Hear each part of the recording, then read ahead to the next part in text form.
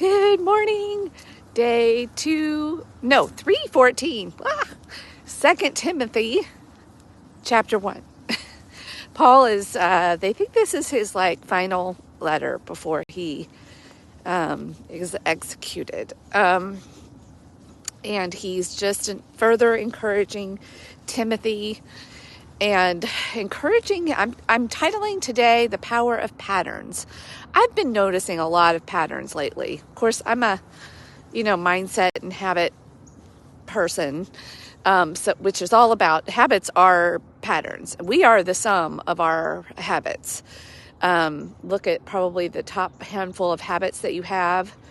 You make your habits and then your habits make you. But even beyond that, there are other, why do we do the things we do?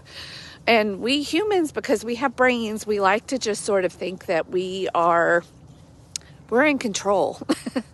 But there are patterns that God set in our DNA and our way of being, that we don't really have as much control as we think we do. But when you know that and you can look for patterns, you can be more intentional about which patterns you're following. And just even being aware and knowing what's going on can actually give you a little bit more control in a sense, because you can work with this knowledge. Awareness is like everything. This is where life is, like being self-aware, and aware of patterns. And not only can you feel like you have a little bit more control, but you don't actually even care as much if you have control. It's the paradox. It's the learning how to think non-dualistically. It's like, oh, okay, I can get it. So Paul talks about, God did not create us to have fear and timidity. Sorry, my hair is being all wild. But to have a spirit of power, love, and self-discipline. So there you go. I pulled, and then later down in this chapter, good morning.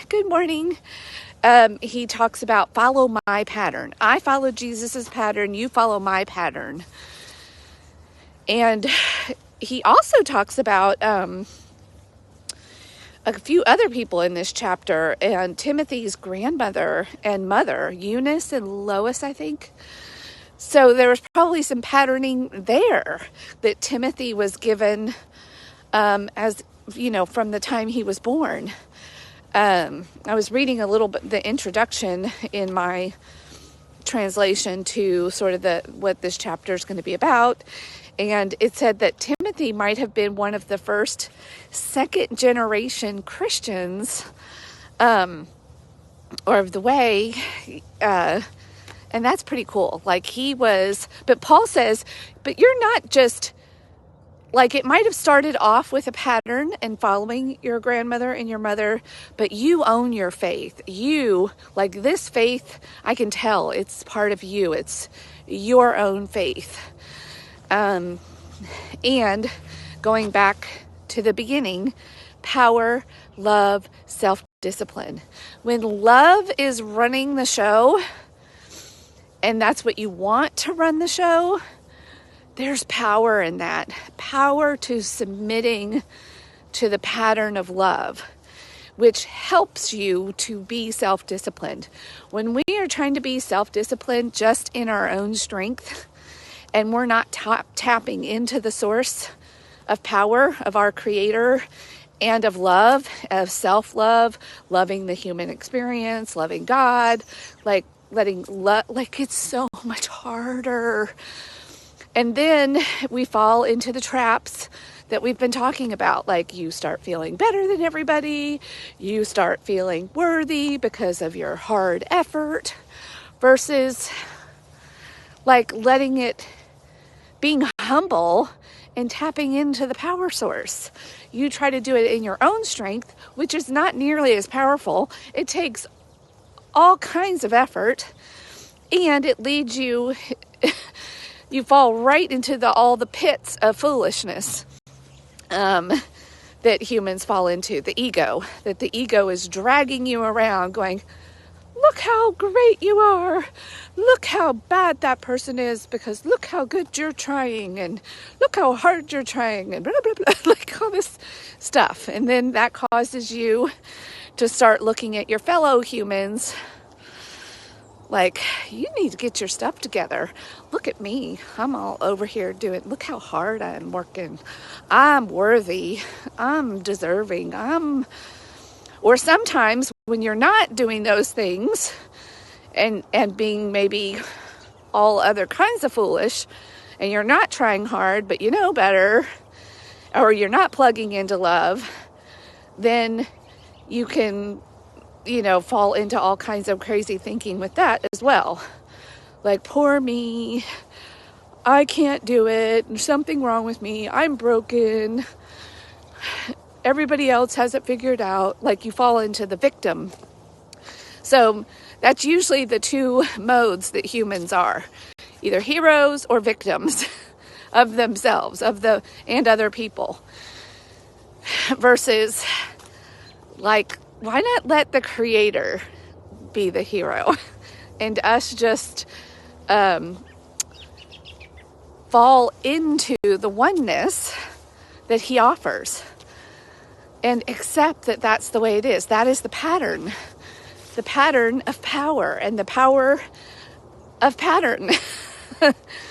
Like, that's exactly what Jesus came and role modeled. I am in God, God is in me, I am God, and love, which God is love. So he was able to truly love the way that God intended us to experience love, from the place of humility and being plugged in to the source. He was so good, like so many patterns that when you really look to nature and God's design, that we can really learn from, submit to, surrender to.